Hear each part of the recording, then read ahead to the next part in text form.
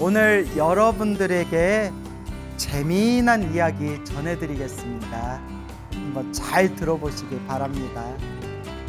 제가 얼마 전에 또 이제 새해가 되고 또 병오년 한 해가 시작되지 않습니까? 그래서 얼마 전에 계룡산에 있는 원오사, 원오 큰 스님이 계시는 원오사에 가서 우리 원오 노스님께 인사를 올렸습니다. 우리 절집에서는 머리를 깎아준 스승님을 은사스님이라고 부릅니다. 은사스님, 은사. 그리고 나의 은사의 은사스님을 우리가 노스님이라고 부릅니다. 노스님. 그래서 저의 노스님 되시는 분이 이제 원자 오자 원오 큰 스님이십니다.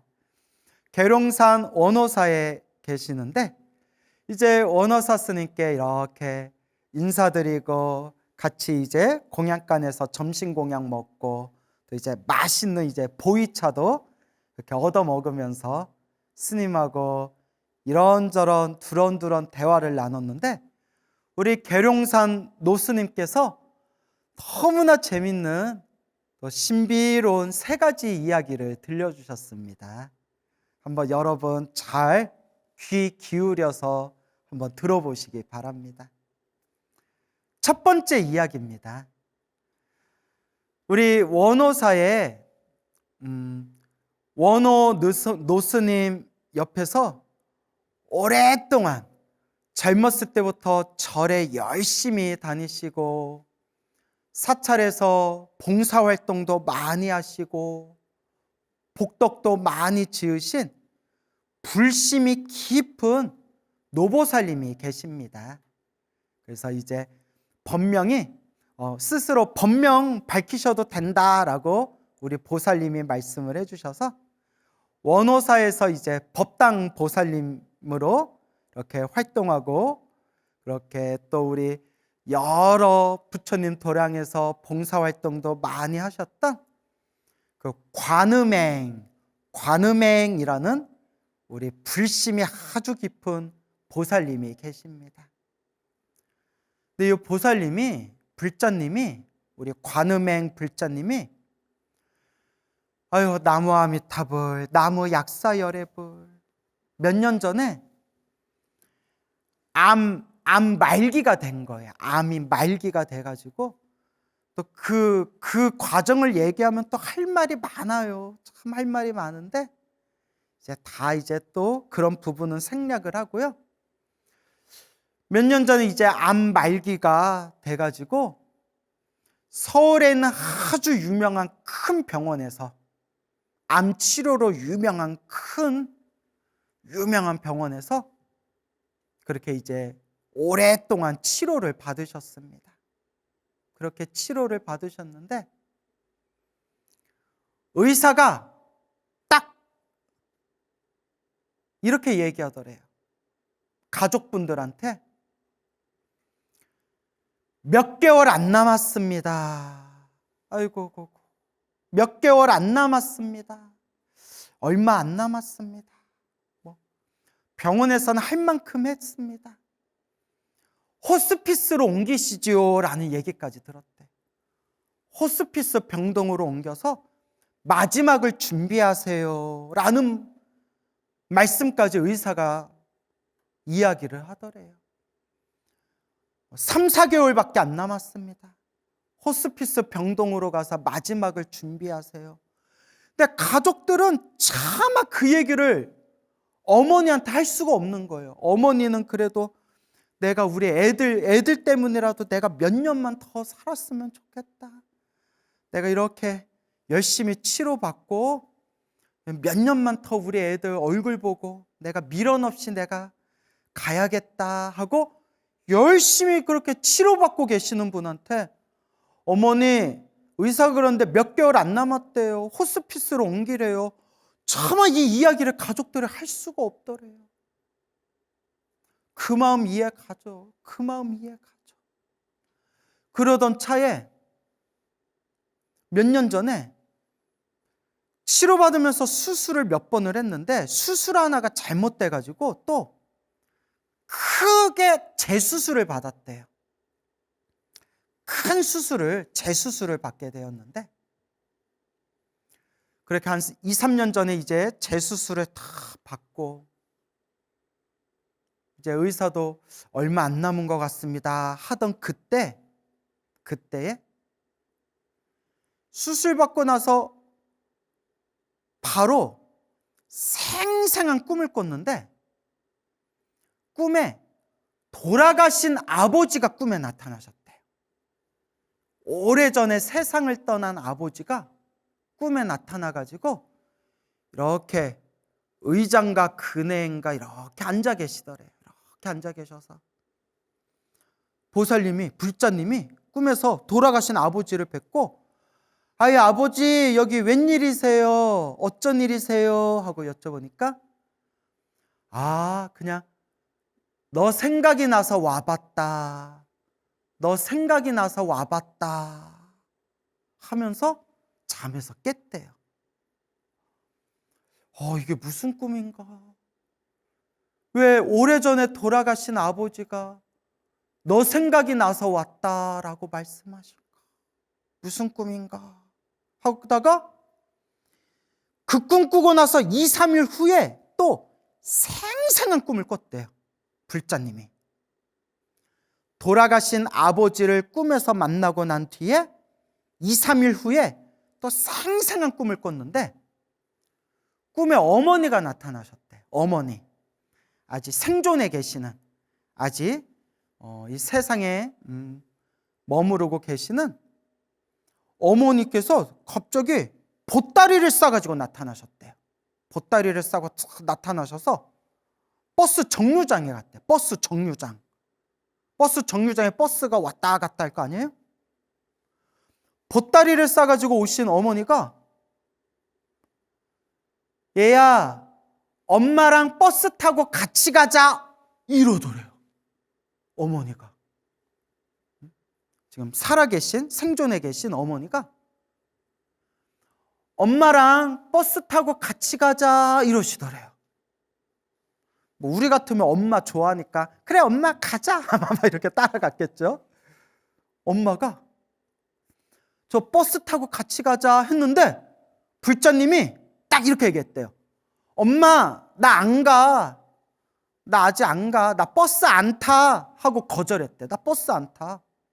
그 엄마가 버스를 그렇게 하면서, 야 아까도 지나갔고 요것도 지나가면 언제 버스 타려고 그래. 엄마랑 같이 버스 타고 가자. 엄마가 계속 같이 버스 타고 가자는 걸, 엄마 나 안 가. 엄마 나 아직 안 가. 나 버스 안 타 하고 거절했대요. 딱 잠에서 깼는데 너무 생생하더래요. 엄마가 왜 보따리를 싸가지고 와서 같이 버스 타고 가자고 왜 그런 꿈을 왜 꿨지? 왜 그러시지?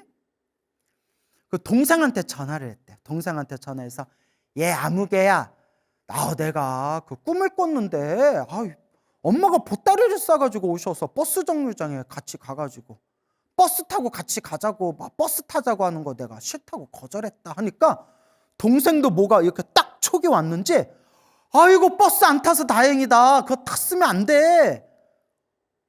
아우 언니 이번에 수술 잘 됐나 보다. 언니 이번에 수술 잘 된 것 같다. 뭐 그런 얘기를 하더래요. 그런가? 뭐 그런가? 그리고 그냥 뭐 그런 꿈 꿀 때도 있자고 이렇게 넘어갔는데, 딱 어머니가 보따리 싸가지고 오셔서 엄마랑 버스 타고 같이 가자라고 한 그 꿈을 꾸고 난 뒤에 딱 일주일 지나고 나서 어머니가 갑자기 세상을 떠나셨대요. 나무아미타불 극라왕생, 나무아미타불 극라왕생, 나무아미타불 극라왕생. 그 꿈 꾸고 나서 어머니가 먼저 며칠 만에 세상을 다 떠나셨대요. 소름. 소가마 올라가면 소름. 소름. 와. 그 버스 탔으면 같이 가는 거예요. 물론 뭐 저승 갈 때 엄마랑 같이 가면 외롭진 않겠지만 그래도 우리 불자님이 아직은 세상에서 조금 더 보고 싶은 가족들이 있는데, 그때 어머니가 보따리 싸가지고 와서 버스 정류장 앞에서 야 저거 버스 타고 같이 가자 이랬을 때 엄마는 안 가. 그리고 엄마하고 같이 버스 타고 가자는 거 안 탔는데 국군 꾸고 나서 일주일 후에 어머니는 세상을 떠나시고, 그러니까 어머니는 세상을 떠나셨는데 우리 이 관음행 불자님은 그 버스에 끝까지 안 탔잖아요. 안 탔고 투병 생활을 하면서 치료를 받으면서 부처님을 향해서 부처님, 제가 삶에 무슨 미련이 있겠습니까? 무슨 집착이 있겠습니까? 다만 우리 애들 얼굴 조금만 더 보고 가게 해주세요. 몇 년만 더 살게 해주세요. 몇 년만 더 살고 우리 애들 얼굴 좀 더 보고 가게 해주세요. 부처님. 그런데 몇 년이 지난 지금 담당 의사가 이렇게 얘기했대요. 우리 불자님한테, 아무개 환자님, 저한테 찾아오는 환자들이 거의 다 마지막에 오신 분들입니다. 마지막에 오신 분들인데 그분들이 지금 다 세상을 떠났습니다. 다 세상을 떠났는데 우리게 아무개 환자님, 제가 예전에 이제 몇 개월 안 남았다, 한 3, 4개월 남았다라고 제가 얘기했는데 제가 본 환자들 중에서 가장 오래 살고 계십니다. 아이고 부처님 감사합니다. 부처님 감사합니다. 의사가 하는 얘기가 이제 몇 개월 못 산다 했는데 지금 제가 보고 있는 환자들 중에서 가장 오래 살고 계십니다. 제 판단이 틀렸습니다. 너무 대단하고 너무 훌륭하십니다 하고 의사가 그렇게 기뻐하더래요. 의사도 얼마나 기뻐하겠어요. 얼마 못 살 줄 아는 환자가 그래도 이렇게 건강하게 몇 년 계속 살고 계시니까 너무나 훌륭하고 너무나 대단하시다고. 그래서 한 번은 그 치료를 담당했던 의사분이 가족한테 전화를 했대요. 그 아무개 환자님 아직도 살아 계세요? 이렇게 전화가 왔을 정도였대요. 근데 지금 우리 관음행 불자님이 몸의 기력은 많이 떨어지셨지만, 예전보다 몸의 기력은 많이 떨어지셨지만 그래도 요 집안에서 일상생활하는 데에는 큰 문제는 없을 정도로 그래도 지금 건강을 유지하면서 의사가 몇 년 전에 몇 개월 안 남았습니다, 호스피스 병동 들어가셔서 마지막을 좀 준비하시면 어떻겠습니까?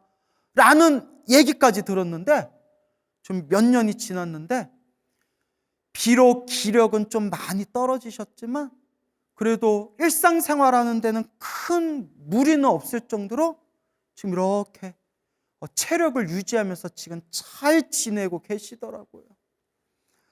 부처님 감사합니다. 나무 약사 열애불, 나무 약사 열애불, 나무 약사 열애불. 우리 세상에 있는 모든 분들, 특히 몸에 병이 있고 병으로 인해 지금 힘들고 괴롭고 답답한 분들 한 분도 남김없이 모두 건강하게 해주세요. 모두 편안하게 해주세요. 나무 약사 열애불, 나무 관세음보살. 그래서 우리 관음행 불자님 이런 얘기를 하시더라고요. 아유 스님, 내가 뭐 전생에 살생업보를 많이 지었는지 내가 이렇게 몸이 좀 안 좋네요.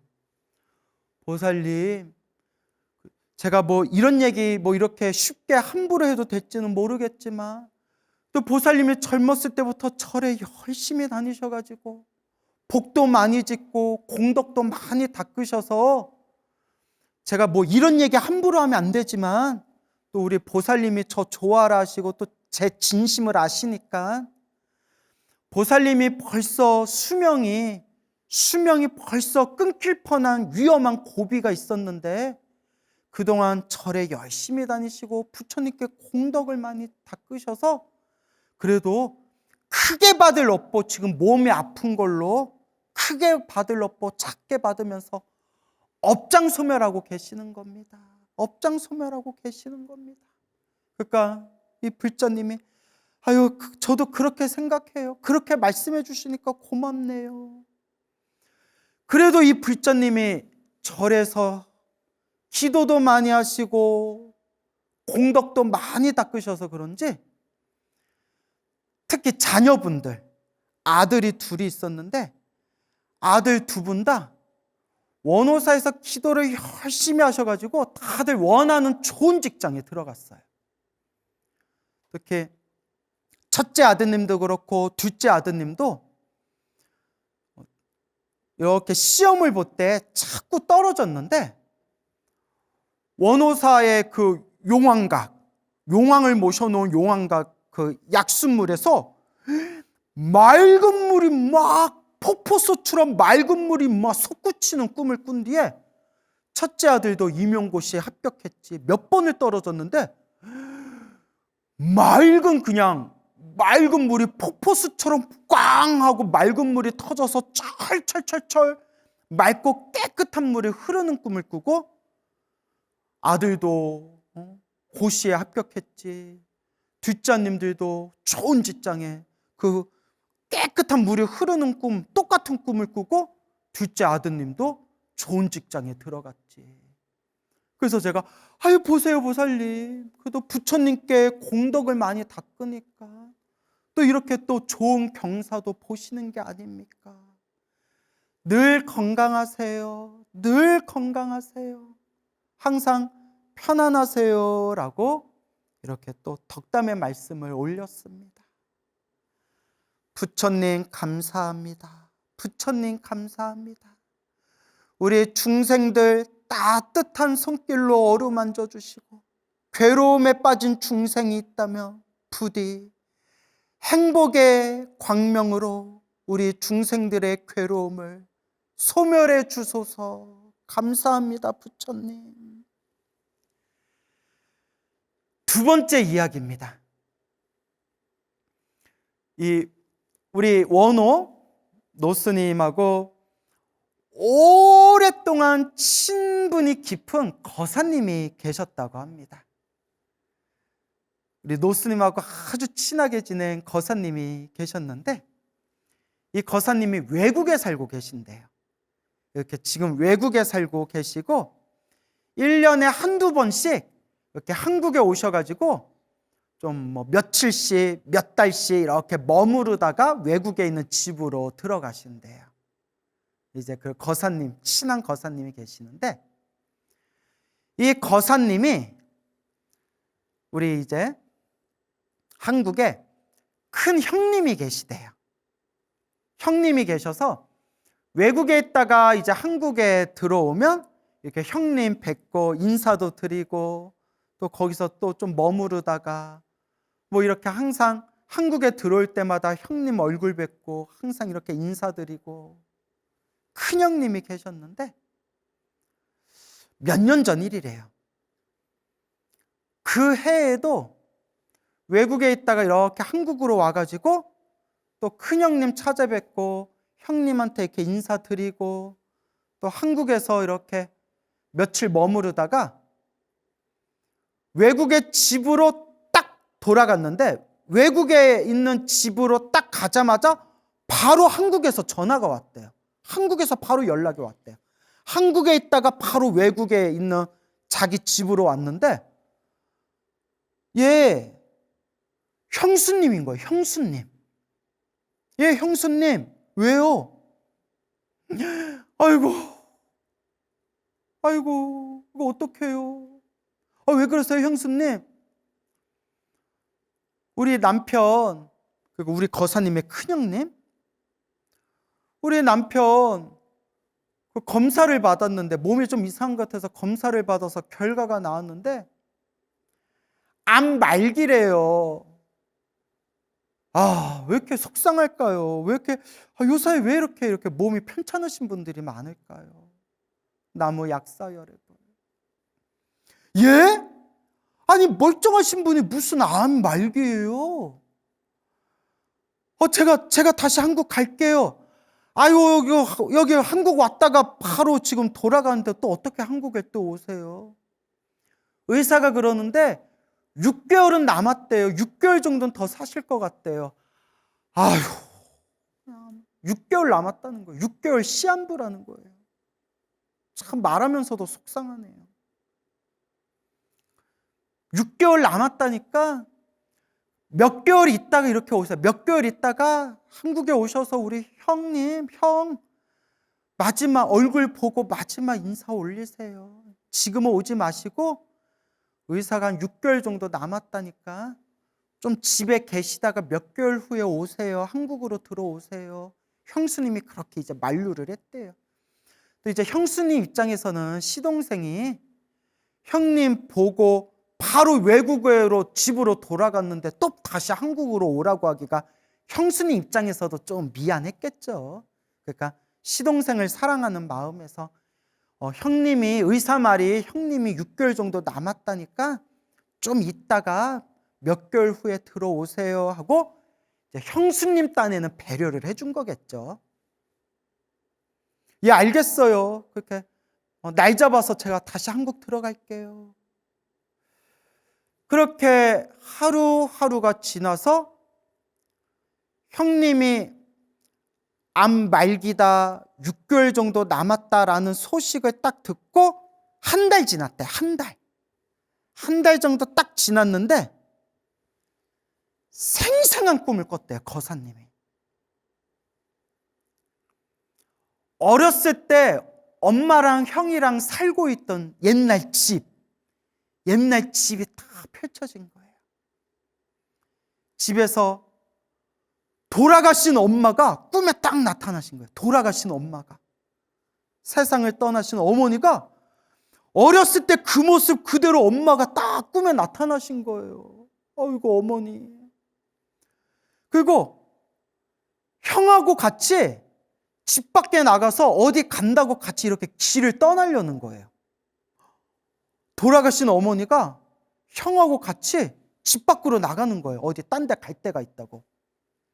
그 거사님이 어렸을 때 살던 집에서 어렸을 때 모습 그대로 나도 따라갈래. 나도 엄마랑 형이랑 따라갈래. 나도 같이 가자 하고 엄마하고 형하고 집 밖에 나가는데 거사님도 어렸을 때 그 모습, 그 마음 그대로 엄마하고 형 따라서 같이 간다고, 같이 놀러 간다고 같이 딱 나가려는데 형이 딱 쳐다보면서 너무 무서운 표정으로 너무나 무섭게 성을 내면서 따라오지 마! 이러는. 따라오지 마! 집에 있어. 어딜 따라와? 너 따라오지 마. 가만히 있어! 이러더래요. 그 형이 따라오지 마 하는데 그 너무나 무서운 모습에 형이 너무 무서워서 집 밖에 못 나갔대요. 엄마하고 형하고 이렇게 이제 집 밖으로 나가서 이렇게 길을 가는데 자기도 같이 따라가려고 엄마랑 형이랑 같이 가야지 했는데 형이 너무나 무서운 표정으로 따라오지 마. 어딜 따라오냐고. 너 집에 있어 하고 뭐 아주 무섭게 그렇게 얘기를 하더래요. 정내미가 떨어질 정도로. 그래서 쭈구리 해서 엄마랑 형이랑 이렇게 집 밖에 나가서 가는 걸 이렇게 보다가 잠에서 딱 깼대요. 잠에서 딱 깼는데 아무리 봐도 이상한 거예요. 아무리 봐도 이상한 거예요. 그래서 부랴부랴 짐 싸가지고 한국으로 왔대요. 형님 보러. 형수님이 깜짝 놀라서 아니 아직 6개월 남았는데 이제 한 달 지났는데 왜 벌써 왔어요? 왜 벌써 왔어요? 근데 꿈자리가 이상해서요 이러면 또 분위기 세지잖아요. 그래서 그냥 형님 얼굴 보고 싶어서 왔다고. 형님이 너무 보고 싶어서 왔다고. 그래서 병원에 입원해 계시는 이렇게 형님 이렇게 문병 가서 이렇게 형님하고 얼굴 보고 이렇게 인사드렸는데 형님이 얼굴이 좋아 보이더래요. 병원에 이렇게 이제 앉아 계시는데 얼굴도 좋아 보이시더래요. 아유, 형님 건강 잘 챙기세요. 또 올게요. 예, 또 올게요. 오늘 늦었으니까 가볼게요. 그날 형님한테 딱 인사드리고 헤어지는데 형님 얼굴도 좋아 보여가지고 기쁜 마음으로 이렇게 이제 병원에서 나왔는데 그날 밤 딱 형님이 돌아가셨대요. 세상에. 분명히 꿈에서 돌아가신 어머니하고 형하고 이렇게 길 떠나는 모습을 보고 아무리 생각해도 좀 마음에 걸려서 아직 의사가 6개월 남았다고 했는데 한 달 만에 그냥 부랴부랴 짐 싸가지고 형님 만나러 한국에 와서 병원에 가서 형님 얼굴도 좋아 보이는 거 딱 확인하고 형님 또 내일 또 올게요. 쉬고 계세요 했는데 그날 딱 돌아가셨대요. 그날 한국에 안 왔으면 형님 가시는 거 못 볼 뻔했던 거예요. 그러니까 마지막 인사가 됐던 거예요. 그때서야 꿈에서 형이 자기도 따라간다니까 생전 그렇게 무섭게 화를 내면서 네가 왜 따라와 하고 화를 낸 게 이제 가실 때 딱 자기 정 끊으려고 자기 나 따라오지 말아라 딱 끊어내려고 그러셨던 거예요. 나무 아미탑을 극라왕생 나무 아미탑을 극라왕생 나무 아미탑을 극라왕생. 여러분, 진정한 불자는 꿈에 집착할 필요가 없습니다. 진정한 불자는 꿈에 집착할 필요가 없지만 가끔 보면 참 이 꿈도 좀 묘한 그런 말로써 표현할 수 없는 묘한 신비로움이 에너지가 있는 것 같습니다. 하지만 진정한 불자는 꿈에 집착할 필요 없습니다, 여러분. 제가 지금 들려드린 얘기는 전설의 고향, 이야기 속으로 배추도사, 무도사, 옛날 이야기로 그냥 재미있게 들으시고요. 진정한 불자는 꿈에 집착할 필요 없습니다.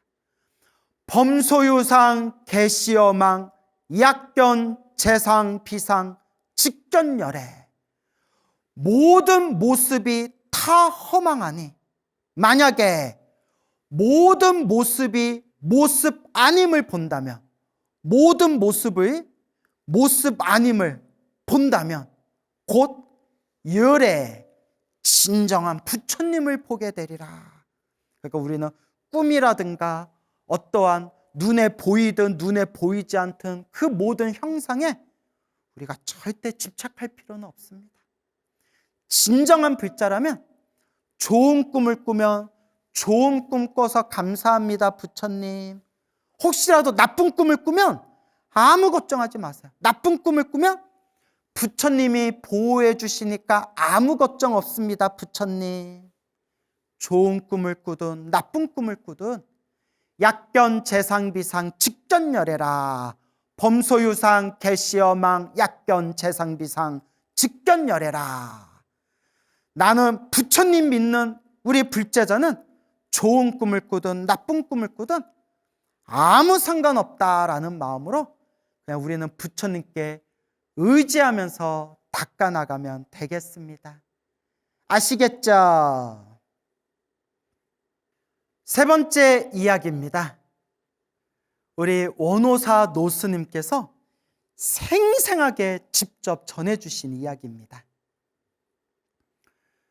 그 원호사에 열심히 다니는 어느 여성 불자님이 계시는데 이 여성 불자님이 선생님이세요. 학교 선생님인데 너무 사생활이라서 자세히 말씀드릴 수는 없고요. 오래전에 세상이 발칵 뒤집힐 정도로 막 뉴스에서 막 뜨겁게 뉴스에서 사건을 다루었을 정도로 어느 학생이 큰 사고를 쳤거든요. 어느 학생이 큰 사고를 쳤는데 그때 엄청 시끄러웠어요. 뉴스에도 많이 나오고. 근데 이제 사생활이니까 자세히 말씀은 못 드려요. 뭐 그게 또 중요한 건 아니니까요. 엄청나게 큰 사고를 친 학생의 담임 선생님이셨대요. 그래서 마음고생을 엄청 하셨대요. 사고는 이제 학생이 쳤지만 학교 밖에서 학생이 사고를 쳤지만 어쨌거나 그 학생이 다니고 있는 학교의 담임 선생님이라서 엄청 마음고생하고 스트레스 엄청 많이 받고 막 여기저기 불려가서 또 뭐 이렇게 또 질문하는 거 대답해야 되고 고생을 엄청 했대요. 스트레스를 엄청 받았대요. 그래서 이 보살님의 소원이 나 이제 담임 선생님 못하겠다. 또 이제 연세도 많이 드셔서 진짜 나 이제 담임 선생은 못하겠다. 그냥 나 이제 빨리 교장 선생님 되고 싶다라는 생각이 들더래요. 나 지금 웃으면서 얘기했지만 얼마나 힘드셨겠어요. 그때 완전 진이 다 빠져버렸대요. 스트레스를 엄청 많이 받았대요. 그 큰 사고를 친 그 학생의 담임 선생이다 보니까 엄청 스트레스를 많이 받으셨대요. 그냥 빨리 교장 선생이 되고 싶다. 뭐 그런 이제 소원이 생겼는데 작년인가 백중기도를 했는데 우리 백중기도 하지 않습니까? 다 이제 영가천도 백중기도 제를 올린 뒤에 생생한 꿈을 꿨대요. 생생한 꿈을 꿨는데 법당에서 기도를 올리고 법당에서 나와서 밑으로 쫙 이렇게 내려오다가 소나무가 심어져 있는 큰 소나무가 있는 밭이 있더래. 그 밭에 딱 멈춰서 법당 쪽을 딱 바라봤더니 법당이 투명하게 안이 다 보이더래요. 법당 안이 투명하게 안이 다 보이더래요. 환하게. 그런데 백중기도 올린 영가 위패를 올린 영단에서 쓱 하고 여자가 나타났대요. 영단에서 여자가 나타났대요. 하얀 은색 머리카락에 머리 쪽을 짚고 하얀색 저고리에 검은색 치마를 입고 있었대요. 흰머리에 쪽을 쥐고 하얀색 저고리에 검은색 긴 치마를 입은 여인이 영단에서 싹 나타나서 자기가 서 있는 밭으로 싹 내려오더래. 밭으로 싹 내려오더니 이렇게 얘기하더래요. 사람들이 아무것도 몰라. 뭘 모르는데요? 요 밭에 보물이 있는데 요 밭에 보물이 숨겨져 있는데 사람들은 아무도 몰라. 요 밭에 보물이 있어요? 요 밭에 보물이 있는데 사람들은 모르고 다 그냥 지나가. 보물이 어디 있는데요? 하니까 그 검은 치마를 입은 여인이 다 손을 가리키는데 무 있죠? 흙에 무 줄기 같은 게 이렇게 있더래요.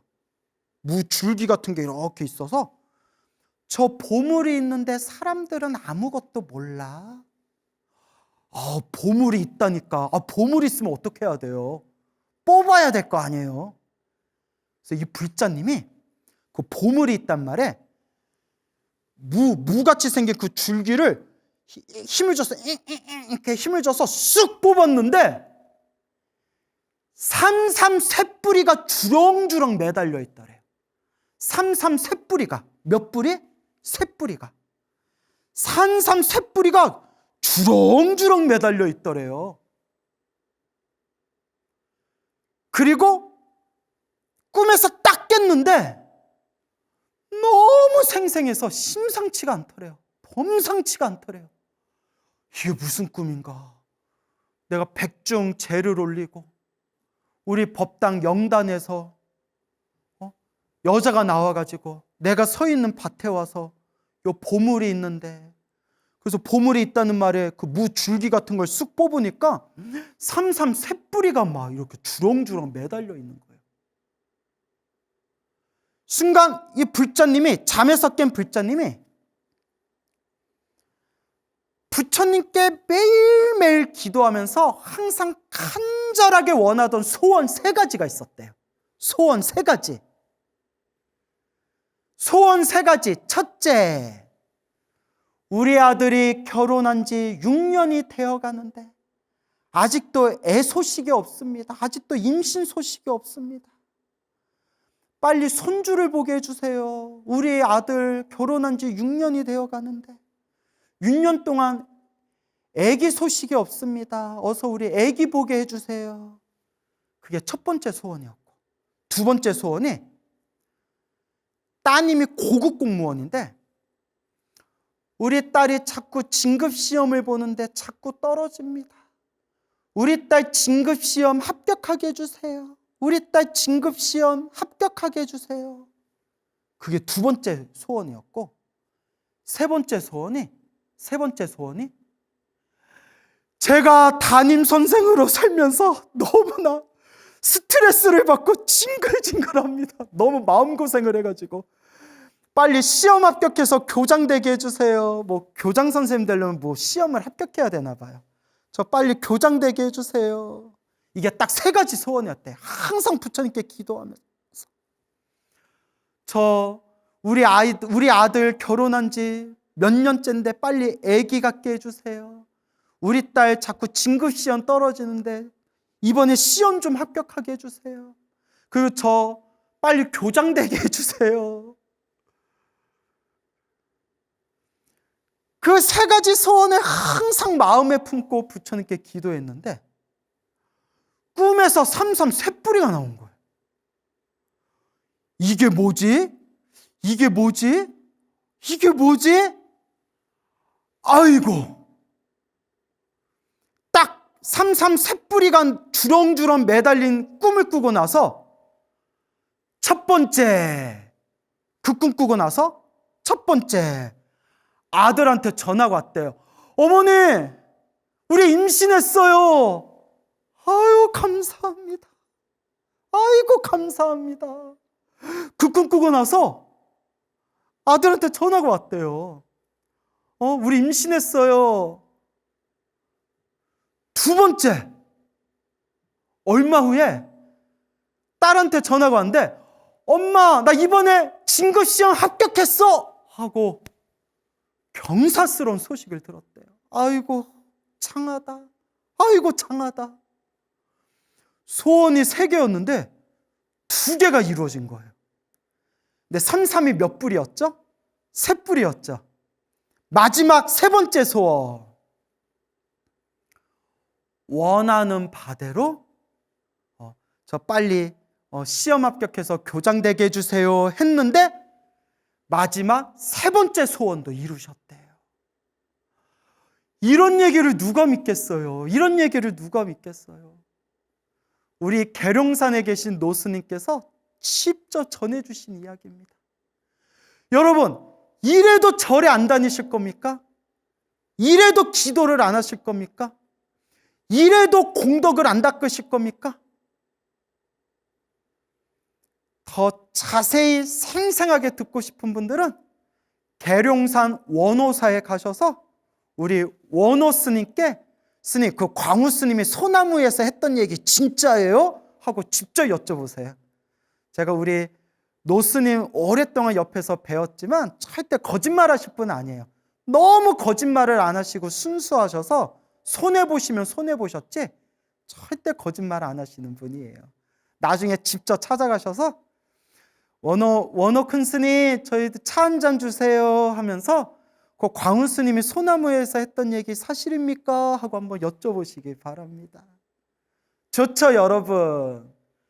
부처님 가피가 분명히 있습니다. 물론 어떤 분들은 이런 말씀 하실 수 있어요. 스님, 저도 스님 법문 들으면서 열심히 기도했는데도 아무 효험이 없어요. 여러분, 좋은 일도 나쁜 일도 다 내가 지은 업의 인연이래요. 부처님 팔만대장경에 분명히 나오지만 전생부터 복을 많이 지은 사람들은 이번 생에 조금만 노력해도 빨리 얻을 수가 있대요.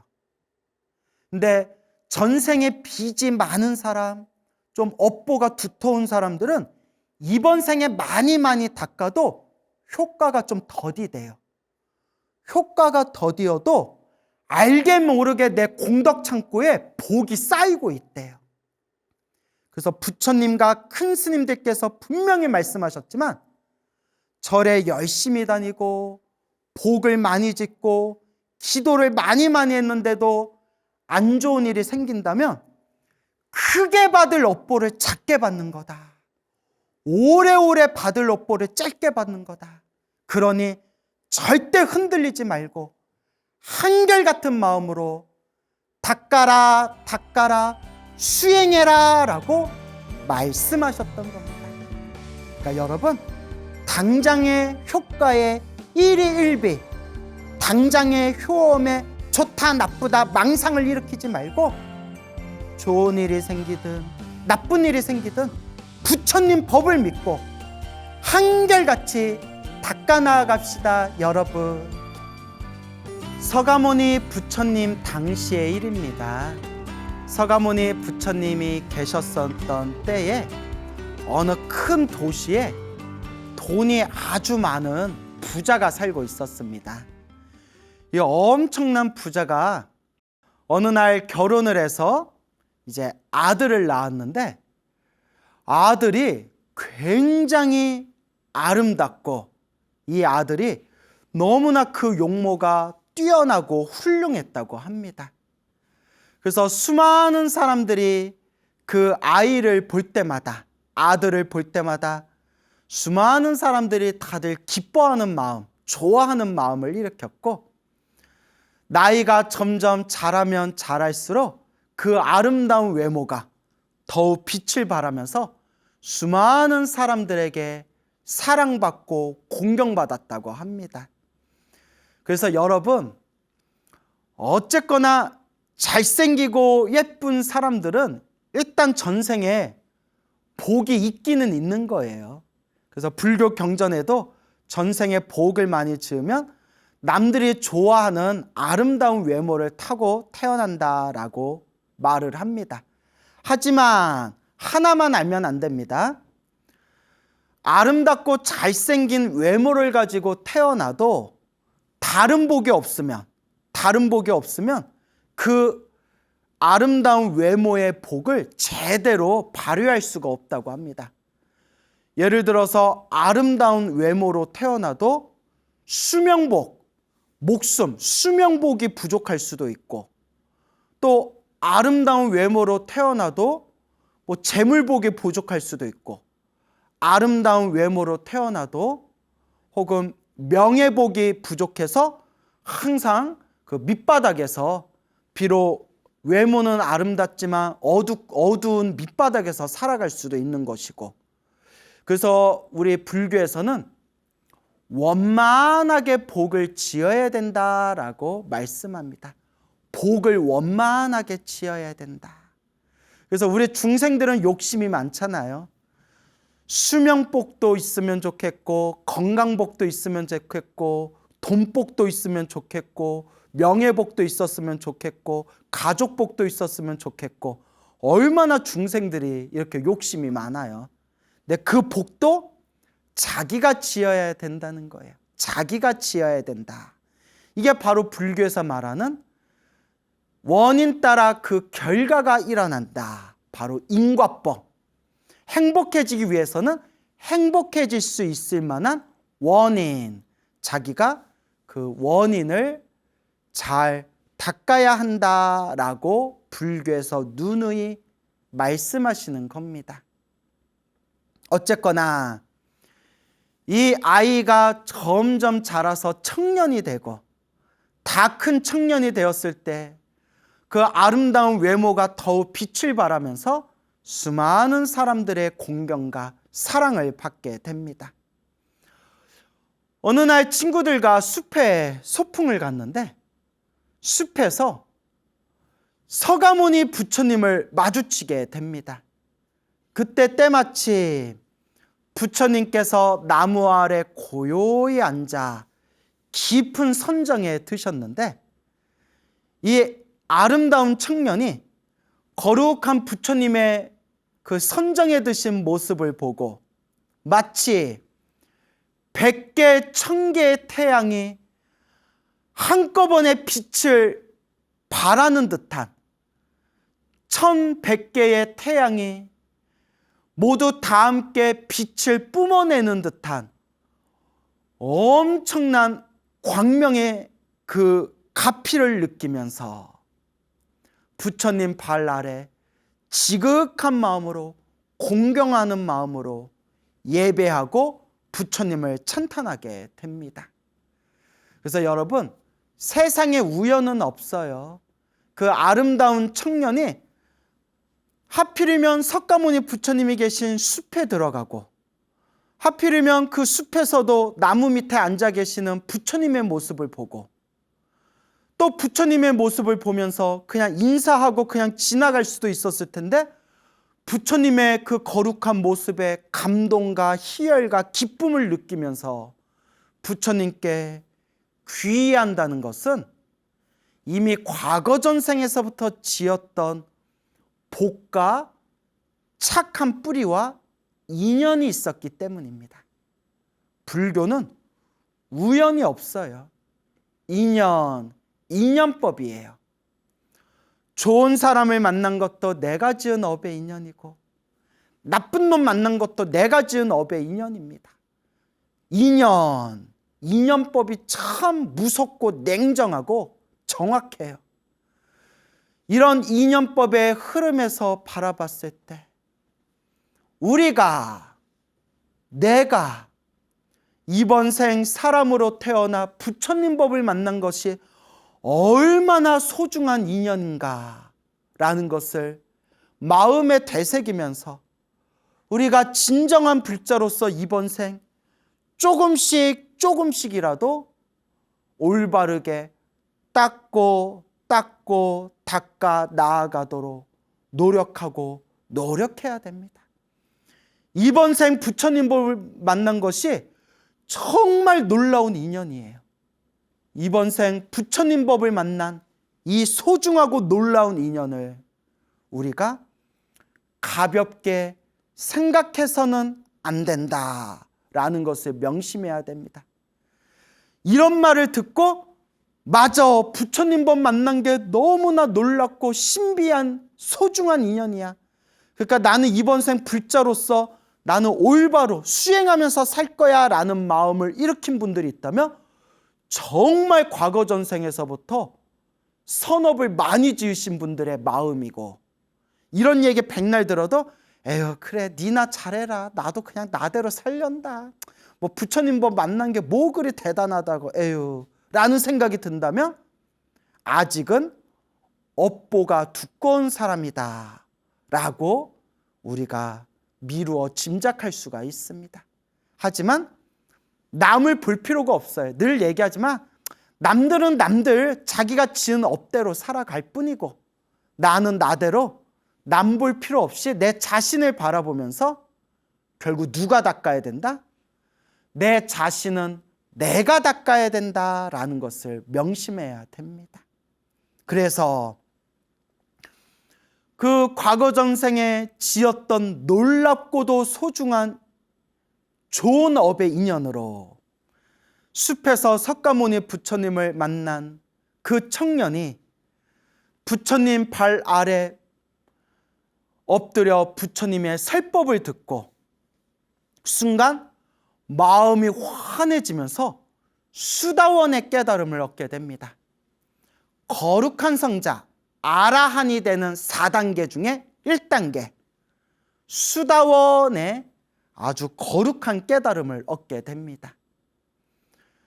수다원의 깨달음을 얻은 이 청년은 부처님에 대한 확고한 믿음이 기둥처럼 중심이 딱 세워지면서 머리 깎고 출가하여 부처님의 출가 제자가 되고자 마음을 일으키게 됩니다. 이와 같이 이 청년은 출가하고자 부처님을 제자가 되고자 집으로 돌아가서 부모님께 간곡하게 말씀을 드립니다. 부모님, 제가 머리 깎고 출가하고자 합니다. 부모님, 부디 저의 출가를 허락해 주십시오. 부모님. 부모님의 마음은 정말 가슴이 찢어질 듯한 느낌이 들었다고 합니다.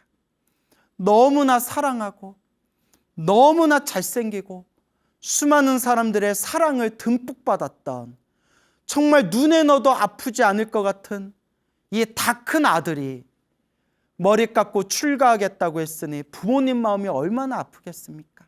하지만 너무나 아들을 사랑했기 때문에, 아들이 원하고자 하는 길을 가도록 응원해주고 싶었기 때문에 이 부모님은 아픈 마음을 부여잡고 아들의 앞날을 축원해주면서 아들의 길을 축복해주면서 이제 아들의 출가를 허락하게 됩니다.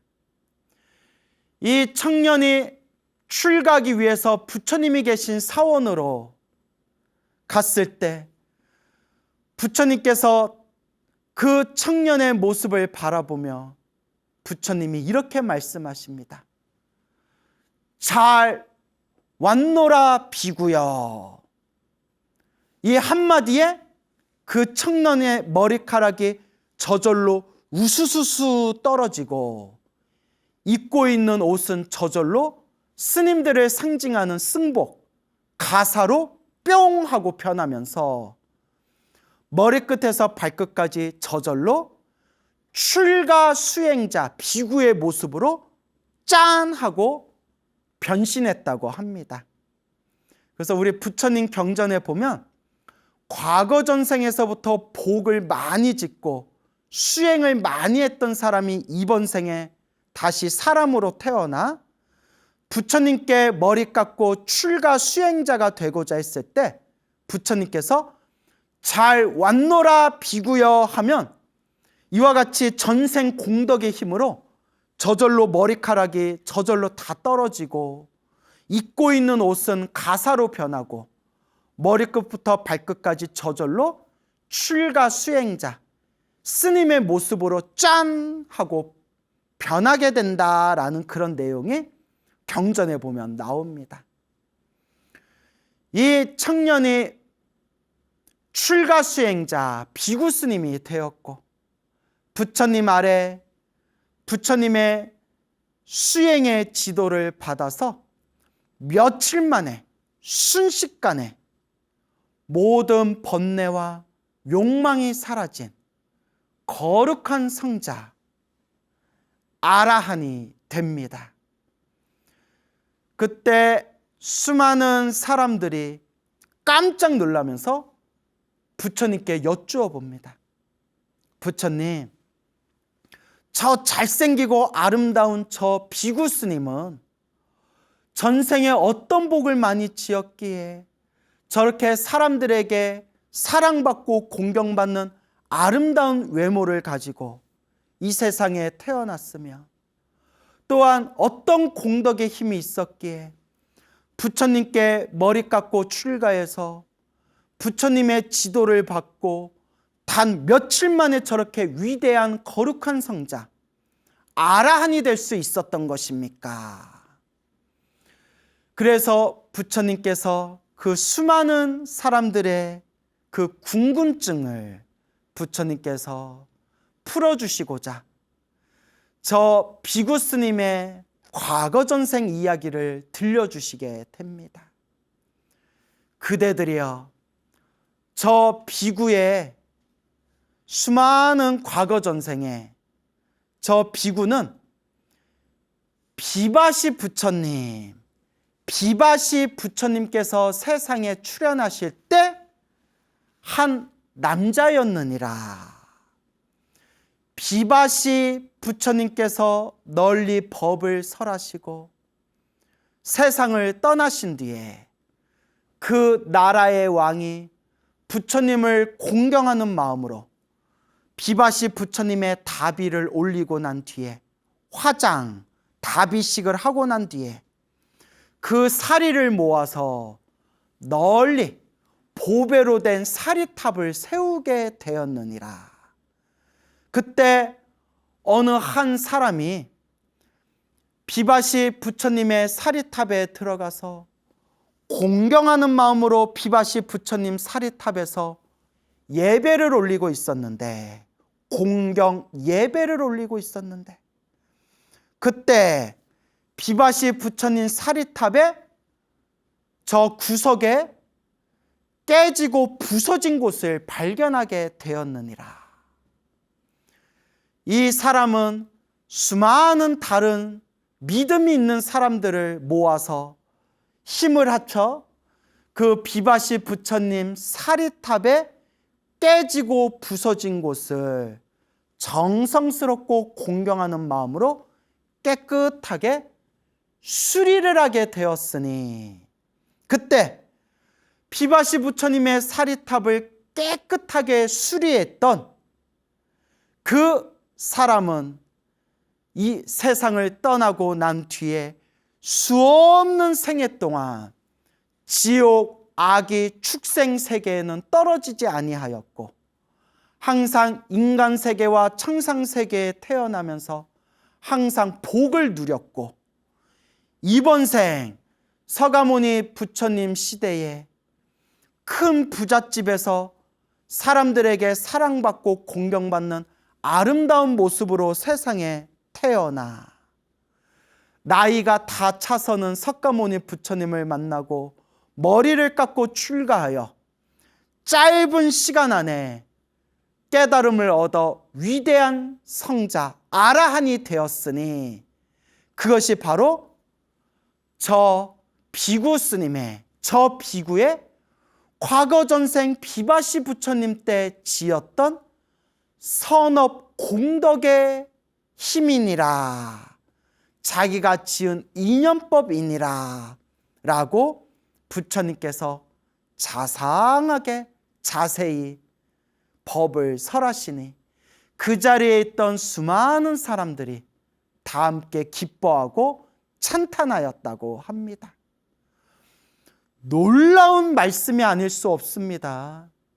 수없는 머나먼 과거 전생에 부처님 사리탑에 그 깨지고 부서진 곳을 사람들과 함께 힘을 모아서 정성스러운 마음으로 깨끗하게 수리하고, 깨끗하게 그 사리탑을 부서진 곳을 고쳤던 그 인연 공덕만으로도 수없는 생애 동안 지옥악의 축생에는 떨어지지 아니하고, 수없는 생애 동안 인간 세계와 천상 세계에서 복을 누리면서 이번 생 석가모니 부처님 시대 때에는 모두가 사랑하고 공경하는 모습으로 세상에 출현하여 결국 석가모니 부처님 발 아래 머리 깎고 출가해서 거룩한 성자 아라한이 되었으니, 정말 믿음이 없는 사람들은 이런 말 100번을 들어도 아마 믿을 수 없는 이야기일 겁니다. 그래서 우리 불교에서는 작은 선업이라 하더라도, 사소한 공덕이라 하더라도 가볍게 여기지 말아라. 꾸준히 작은 공덕이라도 꾸준히 닦고 닦아 가야 하느니라 라고 부처님께서 간곡하게 말씀하신 겁니다. 두 번째 이야기입니다. 서가모니 부처님 당시의 일입니다. 어느 큰 도시에 큰 부자가 살고 있었는데 결혼을 해서 아들을 낳게 됩니다. 아들을 낳았는데 아들의 모습이 너무나 아름답고 너무나 잘생겼으며, 너무나 놀라운 일이 아들 머리 위에 많이 보배로 만들어진 일산이 정수리 위에 펼쳐지면서 그 태어난 아들이 있는 그 성을 많이 보배 일산이 그 성을 완전히 덮어버렸다고 합니다. 그래서 만이 불교에서 가장 귀한 최고의 보석을 만이주라고 합니다. 만이주. 그래서 만이주, 만이보배라고 합니다. 만이. 우리 천수경에 보면 환희장, 만이보적불, 만이라는 표현 나오죠. 만이가 만이주, 만이보배. 가장 진귀한 최고의 보석을 만이주라고 합니다. 일산은 뭐냐면 해를 가리는 우산이에요. 그래서 비가 올 때 비를 막는 것을 우산이라고 부르고요. 인도에서 뜨거운 햇살을 막아주고 그늘을 만드는 것을 일산이라고 부릅니다. 일산. 그래서 우리 비가 많이 오는 지방은 우산이 발달하고요. 햇살이 뜨거운 지방은 일산이 발달하게 되는 겁니다. 그런데 만이주, 만이보석으로 만들어진 일산이 아들 정수리 위에 펼쳐져서 온 성을 덮었다고 합니다. 너무나 놀란 부모님이 이 아이는 참 복이 많은 아이구나 하면서 이 아이의 이름을, 아들의 이름을 보계라고 지었다고 합니다. 보계, 보배, 보석할 때 보, 덮을 게, 온 성을 덮었다 해서 덮을 게, 그래서 보계라는 이름을 지었다고 합니다. 우리 입장에서는 아이가 태어났는데 아이 정수리 위에 보배, 만이보배로 된 일산이 온 성을, 도시를 뒤덮었다라는 말을 들으면 이게 무슨 외계인이 짬뽕 먹는 소리야 라고 생각할 수 있겠지만, 이제 우리식대로 만약에 해석을 하자면, 머리 정수리 위에 보배, 세상에서 가장 진귀한 보배로 만든, 만이보배로 만든 일산이 내 머리 위에 항상 따라다닌다. 이것이 바로 그만큼 복이 많다. 전생에 지었던 복이 많아서 그 복이, 그 엄청난 복이 항상 내 머리 위에 따라다닐 정도로 복이 많은 복덩어리다 라는 식으로 얼마든지 또 해석해 볼 수가 있을 것 같습니다. 어쨌거나 이 복 많은 아이를 보계라고 이름을 짓게 됩니다. 이 보계가 나이가 차서 청년이 됩니다. 청년이 되어서 어느 날 아름다운 숲에 들어갔는데, 그 숲에서 나무 아래 고요히 앉아 깊은 선정에 들고 있는 서가모니 부처님을 마주치게 됩니다.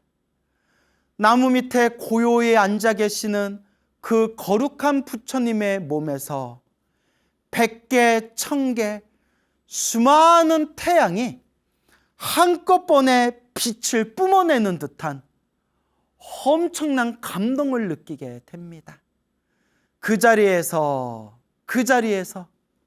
서가모니 부처님 발 아래 엎드려 부처님께 공경 예배를 올리고 부처님의 머리 깎은 출가 제자가 됩니다. 이와 같이 이번 생에 부처님을 만나고 부처님을 만나서 머리 깎고 출가 수행자가 될 수 있다는 것도 우연이 아니라 다 인연법입니다, 여러분. 우리가 늘 명심해야 되는 게, 전생에 복이 없으면, 전생에 착한 뿌리가 없으면 이번 생 이렇게 소중한 부처님 법을 만나기조차 어렵습니다. 우리가 이번 생 사람으로 태어나 부처님 법을 만난 것이 얼마나 소중하고도 얼마나 놀라운 인연인가라는 것을 마음에 항상 우리가 되새겨야 됩니다. 부처님의 머리 깎은 출가 제자가 되어서 부처님께 지도를 받고 부처님의 지도를 받아서 아라한, 모든 번뇌와 욕망에서 벗어난 거룩한 성자, 아라한이 됩니다. 어느 날 수많은 스님들과 수많은 불제자들이 서가모니 부처님께 질문을 올립니다. 거룩하신 부처님이시여, 저에게 궁금한 것이 있습니다. 저 보게 비구 스님은 전생에 어떠한 공덕 인연이 있었기에 태어날 때부터 정수리 위에 많이 보배로 만들어진 일산이 항상 정수리 위에 항상 떠다니며 저 몸을 보호해주고, 또 어떤 공덕이 있었기에 항상 사람들이 좋아하고 사랑하고 공경하는 그러한 복이 있었으며, 또 전생에 어떤 공덕의 인연이 있었기에 서가모니 부처님을 만나 뵙고 머리 깎고 출가해서 저 짧은 시간 안에 거룩한 성자 아라한이 될 수 있었던 것입니까? 도대체 어떤 공덕의 인연입니까? 라고 부처님께 여쭈어 봅니다. 그때 서가모니 부처님께서 그 자리에 있는 사람들에게 자상하게 자세히 법을 설해 주십니다. 그대들이여 자세히 듣도록 하여라. 머나먼 과거 전생에 비바시라는 부처님께서 세상에 출현하시고, 비바시 부처님께서 널리 중생들에게 법을 설하셨느니라. 비바시 부처님께서 세상을 떠나시고 다비식을 올린 뒤에 수많은 사리들이 나왔는데, 그때 비바시 부처님을 살아생전 공경했던 왕이 비바시 부처님의 사리를 모아서 널리 보배로 된 사리탑을 세우게 되었느니라. 그때 어느 한 상인이 있었는데, 어느 장사를 하는 상인이 있었는데, 이 상인이 멀리 바다 건너 저 바다 먼 곳에서 귀한 보물들을 가지고 고향으로 돌아오게 되었느니라. 수많은 보물들을 가지고 무사히 고향으로 돌아온 그 상인이 비바시 부처님 사리탑에 들어가서 부처님께 예불을 올리고 부처님께 감사와 공경의 마음을 올리면서 부처님 사리탑 위에 아주 귀하고 귀한 마니주, 마니 보석을 부처님 사리탑 위에다가 그 마니주, 마니 보배를 정성스러운 마음으로 공양을 올리게 되었느니라.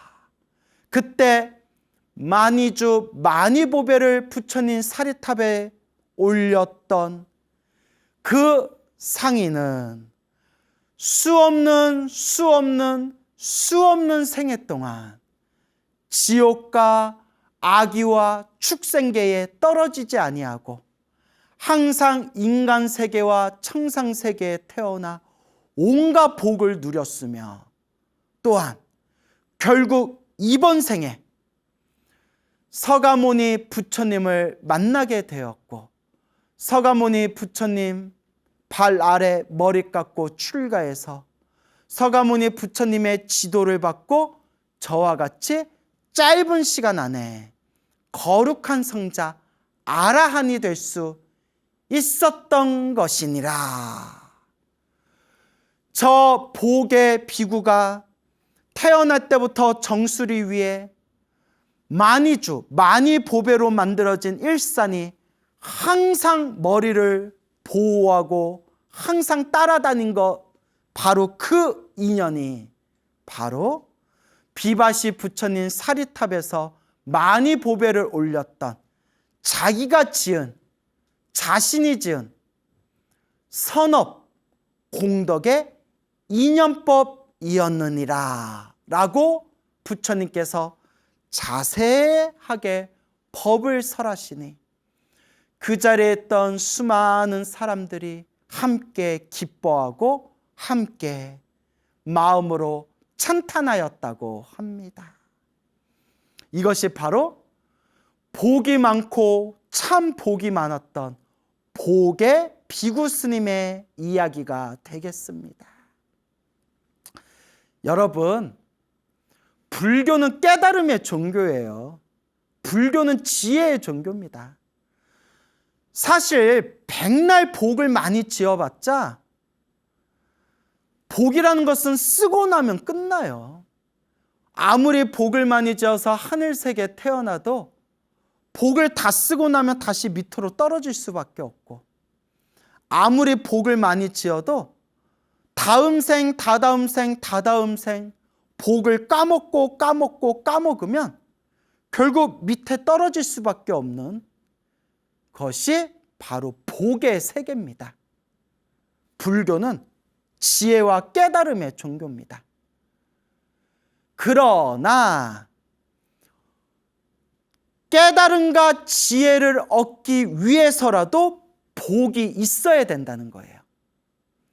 단순히 잘 먹고 잘 사는 복이 아니라 좋은 스승을 만나는 복, 좋은 도반을 만나는 복, 좋은 도량을 만나는 복, 수행할 수 있는 건강한 복, 수행에만 집중할 수 있는 기본적인 의식주 복, 수행에 전념할 수 있는 시간 복, 결국 복이 있어야 수행도 할 수 있다는 거예요.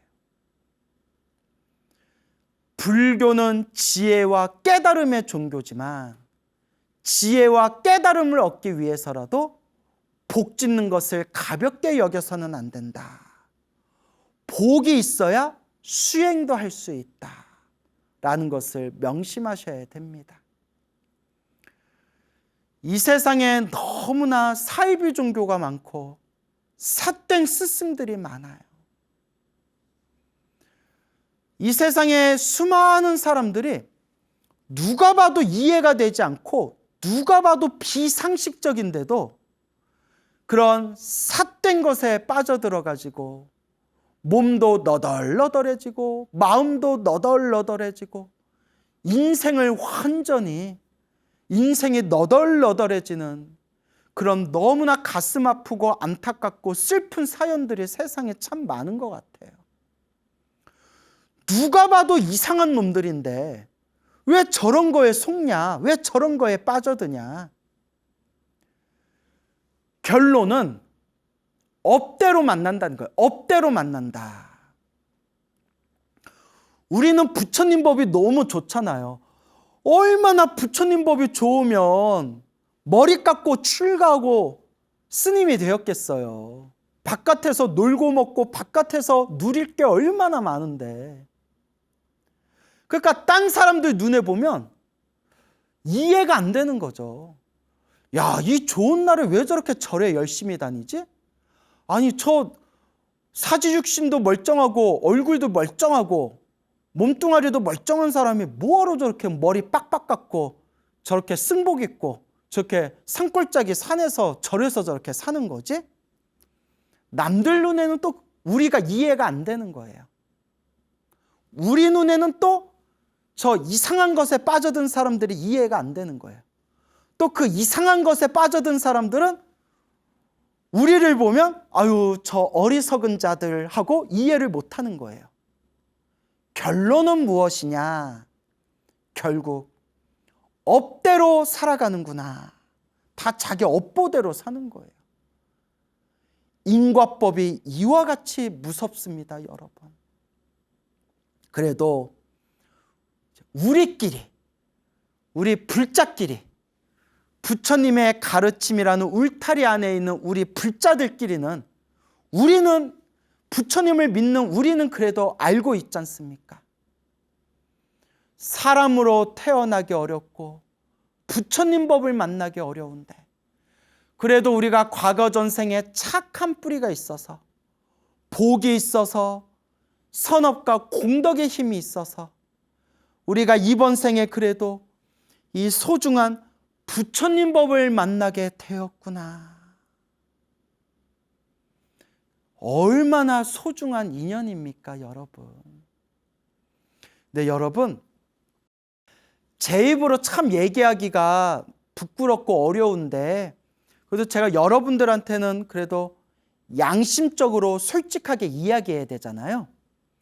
이 소중한 부처님 법 안에서도 우리는 아직 부처님이 아니기 때문에, 우리는 아직 닦고 있는 과정이기 때문에 이 불교 안에서도 이 삿된 사람들이 있어요.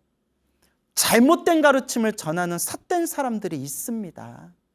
참 이런 말하기 좀 부끄럽네요.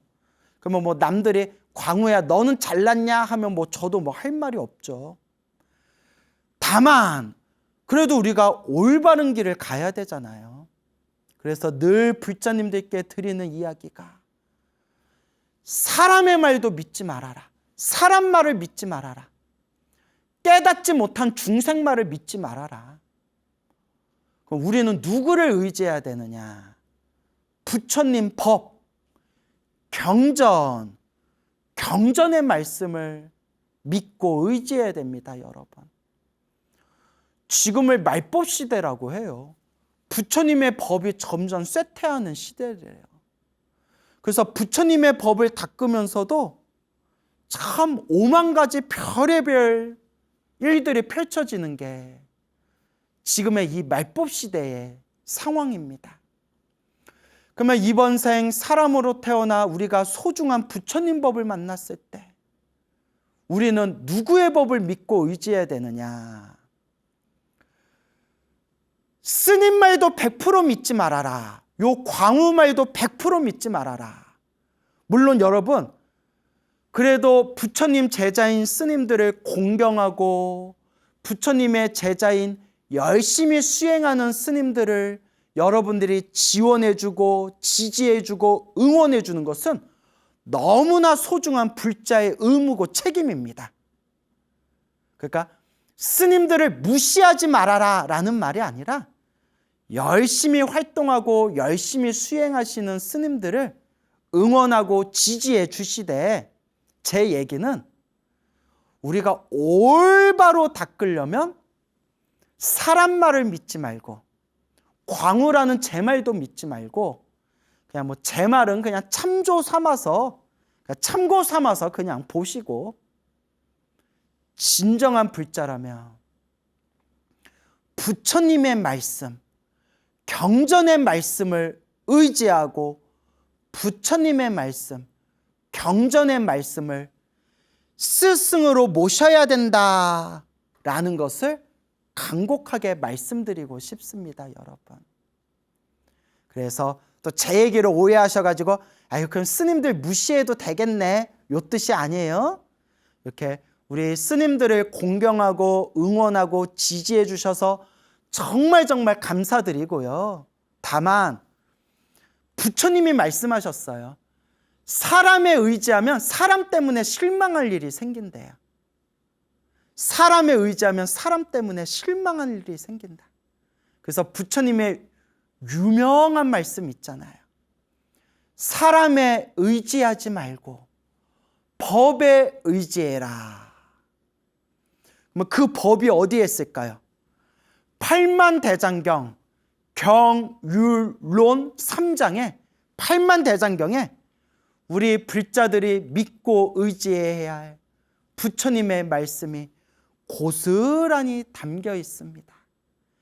그러니 부처님의 말씀, 경전을 우리가 자꾸 보고 듣고 쓰고 보고 듣고 쓰고, 여러분들의 부처님의 경전이 너무 어려워서 2600년 전에 말씀하신 법문, 1000년 전에 한문으로 번역되어진 한문투의 경전, 또 오늘날 우리 한글로 번역해도 잘 이해되지 않는 불교의 복잡한 용어들 때문에 부처님의 경전 공부가 어렵게 느껴진다는 거 다 알아요. 다 알아요.